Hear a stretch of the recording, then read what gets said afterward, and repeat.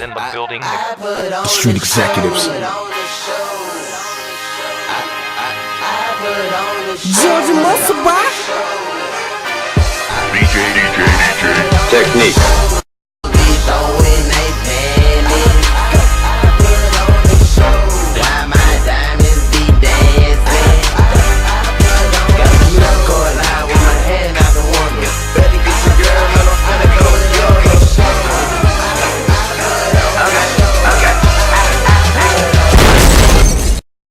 Good evening, everybody. Of course, it's your host, Young Brink. You're tuning in to the #1 music and entertainment TV show in Memphis and the Mid-South, BrinkTV.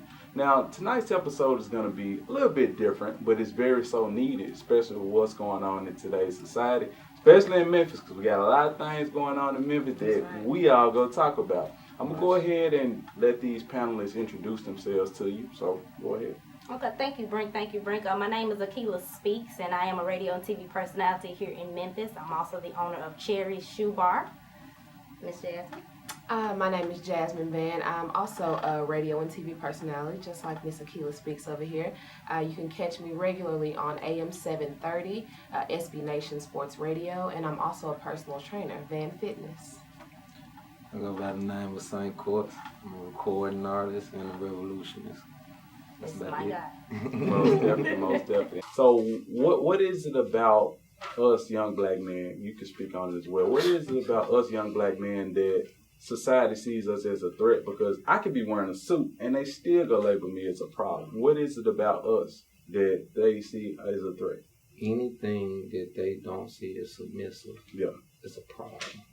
Can you say that to the cameras one more time? Yeah, because they need to hear hear us. Anything that they don't see as submissive is a problem. And let me touch bases on that too, because taking my theoretical orientation class, U of M, shout out to U of M, right? You learned a lot. So one thing that they brought up when they labeled black men, they labeled them as brutes. Brutes. Big. The higher, the bigger your brute, the more stronger your brute, the more money he sold for, and y'all know what I'm talking about, right? You know, they labeled them as brutes, the strength, their level, the massiveness. They wanted to make those big, massive brutes with other full women, because to make more, So I feel like in a sense, I feel more so like when you're watching those movies where they're creating the clones and stuff. It's more so like you created this man. And I think I had to analyze a picture of LeBron James, and he was on a magazine cover with a beautiful supermodel Giselle, and he was holding Giselle, and I had to basketball. And I had to analyze what did that cover mean. What mean as far as what they were trying to put out there, but at the same time, what did it really mean? And I look at it all the time that we even say now we feel like our NBA players are just projects. I want to get into that. I mean, cut you off. But with that picture, when I'm holding that woman, that was actually a reenactment per se, but only the white privileged people know. There was an actual reenactment or redoing of the King Kong. I was just going to say Beauty and the Beast. Right. And they said that's the only thing that killed the When he beast. stood on top, when the King Kong stood on top of that building, he held that white woman. So basically, that's what they were trying to portray. That's why he had his mouth open, all the breasts. King Kong. Like King Kong. So they want to still label us as brutes. Yeah. Now listen, LeBron one of their biggest brutes right now. And you said it. Sorry, LeBron. You said that back then when they go to sell them and they put these labels on them and these numbers on them, as far as what they're worth, what they saw them as worth, they measured them by their physical appearance, their physical abilities, athleticism. Okay, and so now that's just the modern day thing, just like you said. It's just why be afraid of something that you created? You wanted these big black men for other reasons. It's mental. But when they start using their brains, it's psychological because back in slavery times you would get killed if you knew how to read or write. Right. So basically, one of those brutes with a mind is the most dangerous there you go. ever. So now he's got the total package. Now he's got the total package. Because the mind is the biggest muscle. Yep. And we only use 10% of the average human does. You see what I'm saying? Right. So what about that other 90?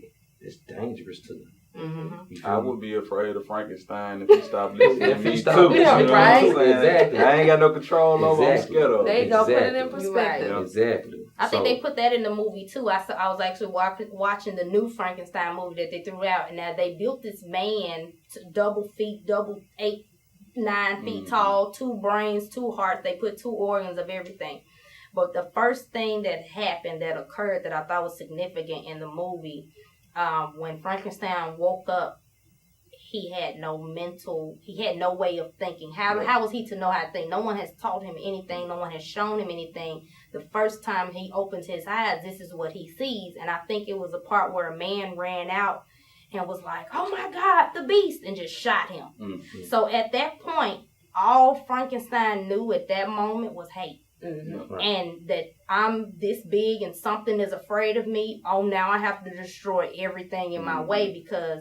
And I thought that was significant in the Frankenstein movie. Sorry to throw it all out. It's true though. It goes back. What's the first thing you show us? Yeah. It's the first thing you show us. Exactly. And so the way that you explain Frankenstein is the exact way that I see it as happening in history.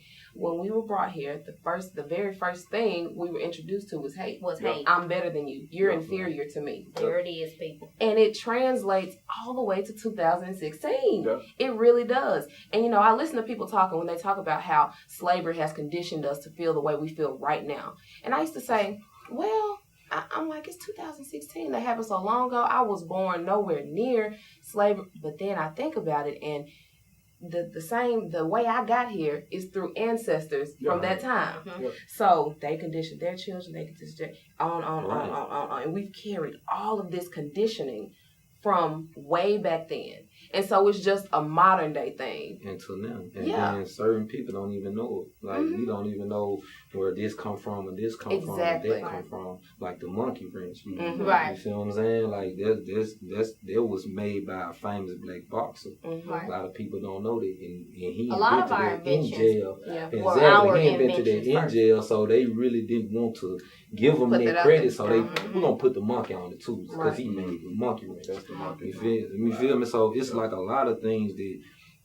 they give us back then that we use now and we don't even understand it. We still don't understand. You see what I'm saying? So they stripped us of all our ancestry, all our history, all our rich culture, but they installed the hate amongst each other, within each other. Right. You feel me? Like, and I can go on and on about in the same way that we've been conditioned with these feelings and these, the way we look at white people, is the same way they've been conditioned from their ancestors to look at us, So they brought that up at U of M. They had the Otis Stanford actually did that presentation the year I was there.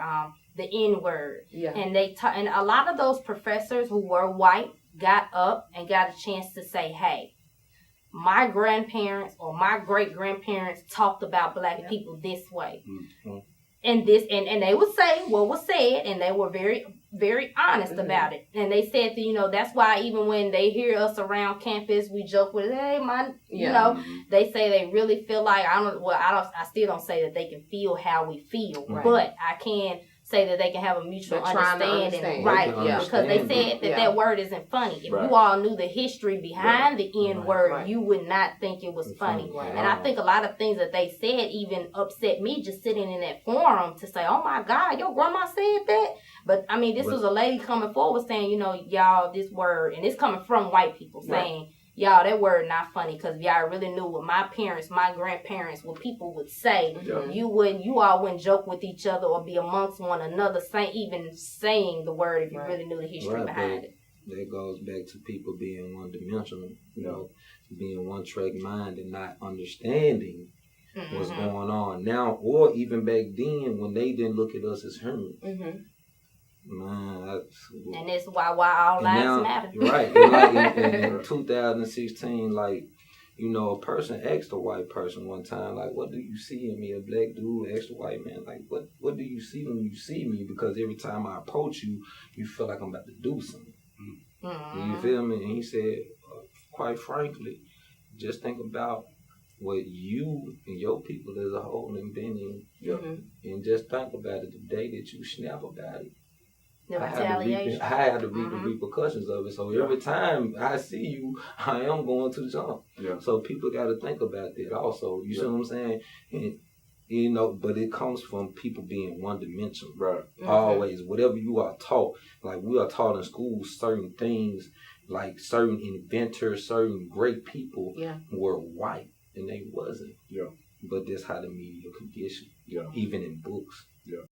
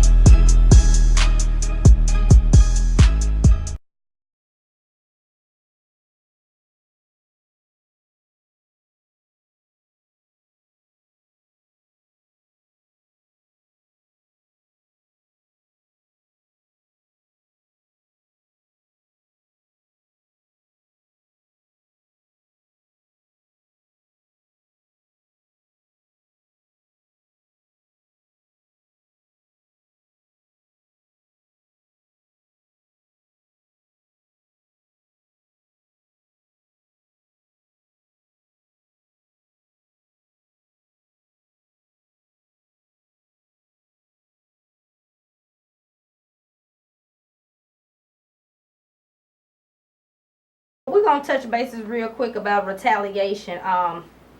So we have I have something based off statistics. According to mappingpoliceviolence.org, more than 100, and they're counted at 102, but more than 100 unarmed black people were killed in 2015. Only 10 out of the 102 cases in 2015 resulted in the officers being charged with a crime, and only 2 have been convicted. You know, we all know that there are different standards to, you know, being convicted, being charged, being, you know, even reported as it being a crime, or indicted, all those different, you know, terminologies. So if you're not aware of that terminology, open the book. Again, the retaliation with the Dallas police officers. I believe about 11 officers were injured. Maybe was it 5 or more dead? Yeah. Do you feel like that retaliation was justified or not justified? I don't. Go ahead. Okay. I don't believe that. I'm not an advocate for taking anyone's life, first and foremost.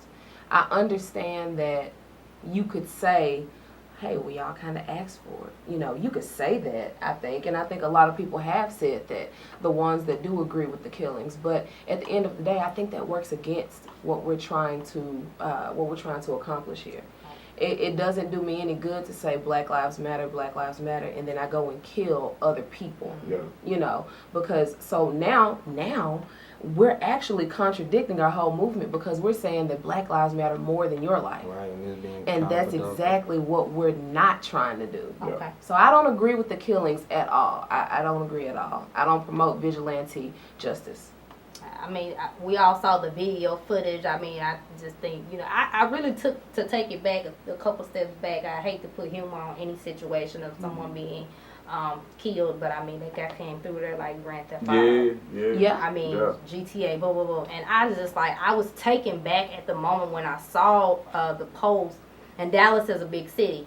So it was kind of like, oh my gosh. Yeah. Like, this is what it's going to take for people to stand up, open their eyes, for someone to say, oh my God, okay, this is wrong. But then no, because now all it does is make those people that were already totally against our movement and what we were trying to do, it makes them say, oh, well, this is what Black Lives Matter is all about? Right. Well, this is exactly, this is what put us on the terrorist watch. You know, it definitely puts us back. Right, it makes steps everything counterproductive. Exactly. Now, true enough, I'm no saint at all, even though that's my name. But at the end of the day, aimless murders for no reason. I would never be with that. Right. Point blank. Those period. officers had families. So exactly, they had families, and actually, some of them could have upheld the actual honor and the code of that badge. Exactly. So you just going out there aimlessly killing people for no reason, that doesn't justify anything. No. That actually makes our movement that we got going on counterproductive. And what if somebody comes in and plays copycat? You know, somebody in Philadelphia does it, or somewhere else does it. And that's what they try to promote also. You know what I'm saying? As a bargaining chip to see like, okay, this is the only thing that's going to make people aware of what we got going on. It's like a cry out. No, there shouldn't be a murder for a murder really shouldn't be a cry out. Okay, now we get into the open discussion of why are all our people being targeted. Do you see what I'm saying?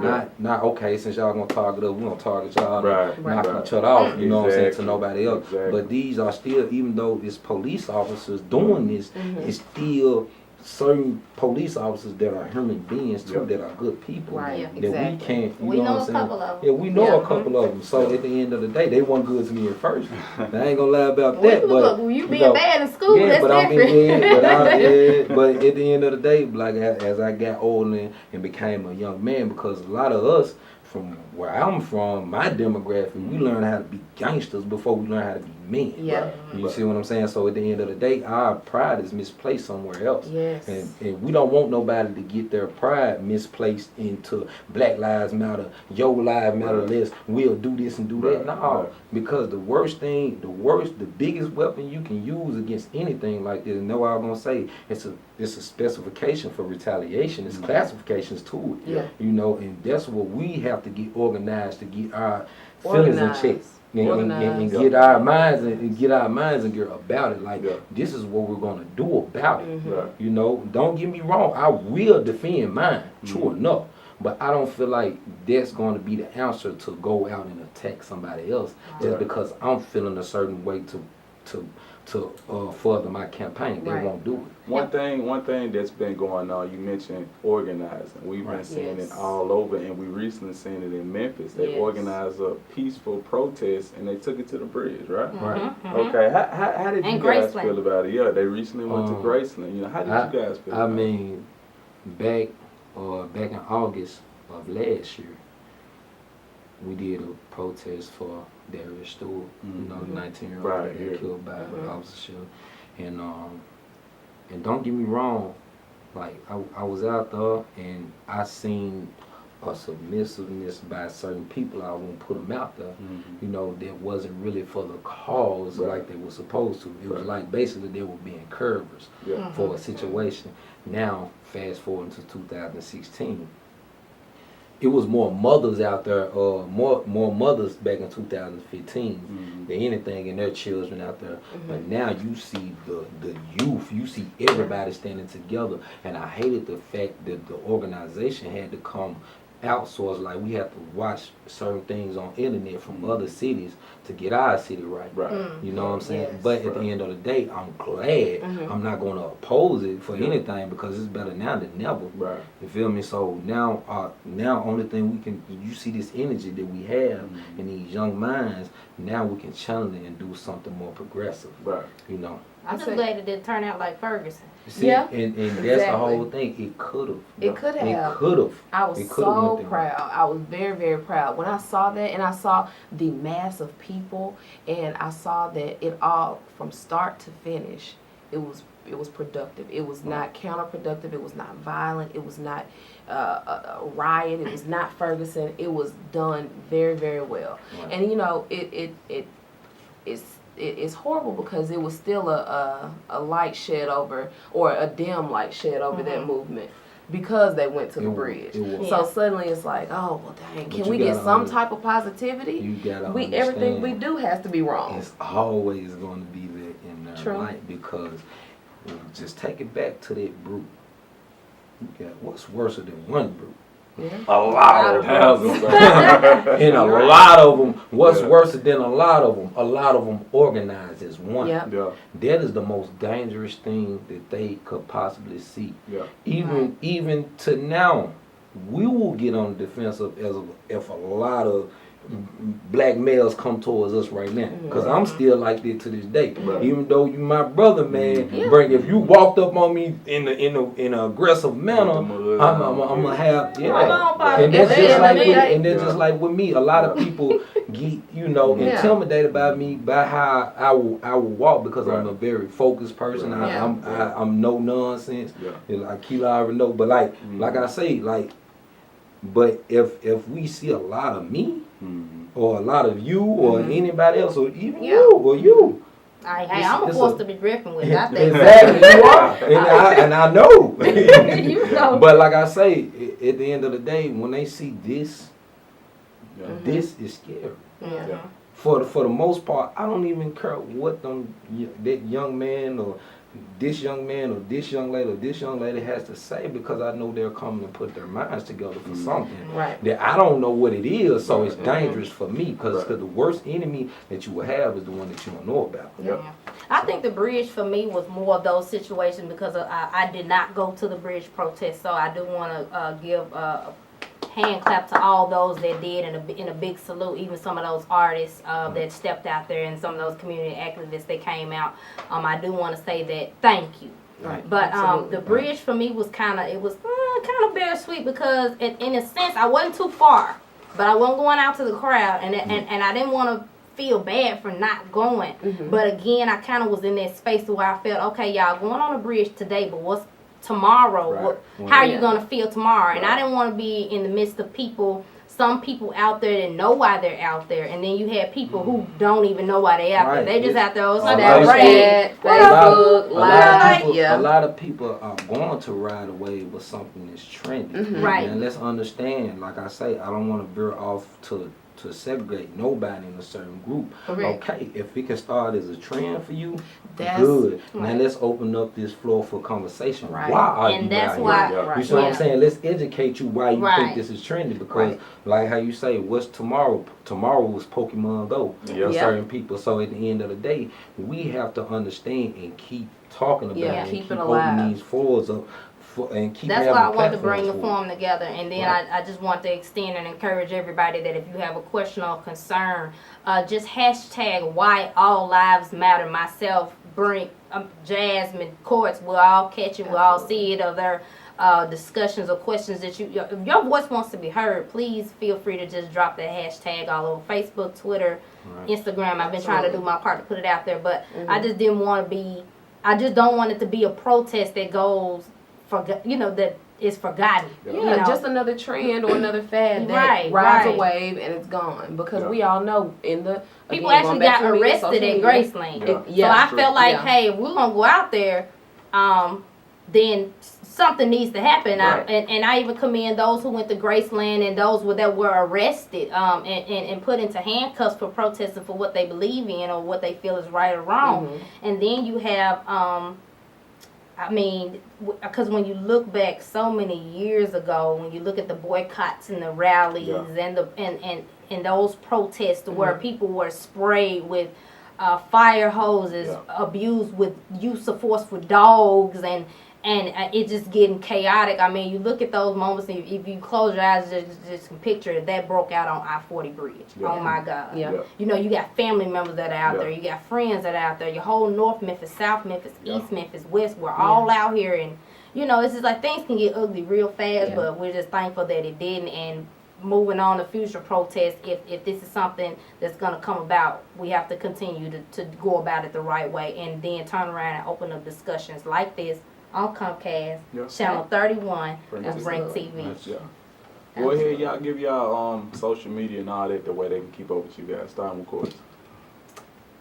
I ain't got no social just media. Look for flyer. Just look for me. That's the only thing you got to do. You said just look for flyer. Well, you can follow me on Instagram and Twitter at Vann, VANN Fitness, FITNESS.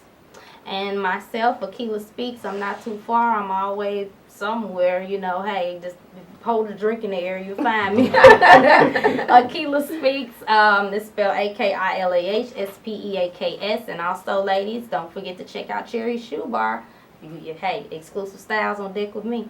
That's what's up. And of course, I gotta say thank y'all for coming on this show. Thank you for having us. Thank you guys for being a part of this panel because I do feel like it's needed. You know, when we watch the news, we don't see us on there. And when I say us, I'm talking about us as intelligent young people that can enunciate and pronounce everything and make sense. You know, they try to pick the most, the most. What's the guy from Ohio? Exactly. I found him with Honey Boo Boo feet. What do you say? No, they try to always find the black boom howl. Which does not represent the mass of us by any means. Yeah. But again, that you can thwart and you can change and you can the media can do. They can a person in Hicktown, Mississippi, Alabama, you know what I'm saying, wherever, if that's the first broadcast they see, and they see, ain't nobody got time for that, what was her name, Sweet Brown, what's it, Hide Your Kids, Hide Your Wives, right, yeah. This is the first introduction they've had to what the black community looks like, and this is what they see, you know, it's just, it's ridiculous. And I tell people all the time, you don't have to have a degree to open a book. Not at all. And TV, social media is not the answer. No, it is not. A book is. So if you want to make sure you have a credible source, open a book. If you don't know a book, call me. And let me say this. I'll give you a book. Quit letting media raise our kids too. Stop letting the media raise your children. Please stop that. We said a lot there. Because once a child respects their TV, their internet, their radio, their phones, more than you in that household where you pay them bills at, it's a problem. Yes, it is. And you should solve that. So, in solving it is showing compassion and love and understanding. Just because you pay bills, the child won't respect it unless they know and have the proper understanding of what's going on around them. So, that's up to you to do that. It's not no teacher job. It's not the person down the street job. Nobody. Because if that child gets in the wrong hands, and which lately it has been going on with the love and the hip hop and the rappers and things of that nature, you know, you're gonna have a problem. It's been bad. I like how you said don't let the media raise your kids, because we are watching the Love and Hip Hops and the Atlanta Plastics and the Kardashians and things like that. Shows though. Right. But see, you know the difference though. You know the difference. A lot of our kids don't know the difference because they come home, get something to eat, sit in front of TV, turn it on, and then no conversation with the family, you know, no commentary. There's nothing else going on except the phone. Right, exactly. The at phone least at least make sure they watch BrinkTV each and every Tuesday. At least, right. Something positive. What happened to the dinner table? Right. We don't even eat dinner no more. I'm in my room watching TV, the kids everywhere. What happened? And you know, my dad, he was so old, fat. You know, my dad was old, so everything we did growing up was traditional and old fashioned. And to see him, now that he passed away, I miss those things. We don't sit at the table anymore. He didn't believe in TV in the bedroom. Like, that's how old fashioned it was. And that's the thing. We had those traditions, y'all. We had those. Sit around the dinner table, have a conversation. How was your day? How you feel? We have those traditions, but you wouldn't think we did. You know, by the way that we're portrayed, by the things that you see on television, you would think that we're all about rap music, B's and H's, and getting big butts. Instagram. Let the media tell it. Big change. Big change. But like I say, like they're just the whole thing. They have to understand it. They have to understand, quit letting other outsources raise your children. Because once that happens, that creates a disrespect for everybody. It starts in the home. If I can do it at home, I can do it in the rest of the world. And I will feel like it's okay, and I will have no understanding of it. Absolutely. Now, my closing remarks would be buy black. Spend your money with black-owned business. If at all possible, black-owned business. Let's build that Black Wall Street back up. You know, it happened before. We can do it again. We can. Like I say, thank y'all again for coming on the show. With that being said, thank you. Now back to more BrinkTV. Y'all be blessed. My gang is for the children.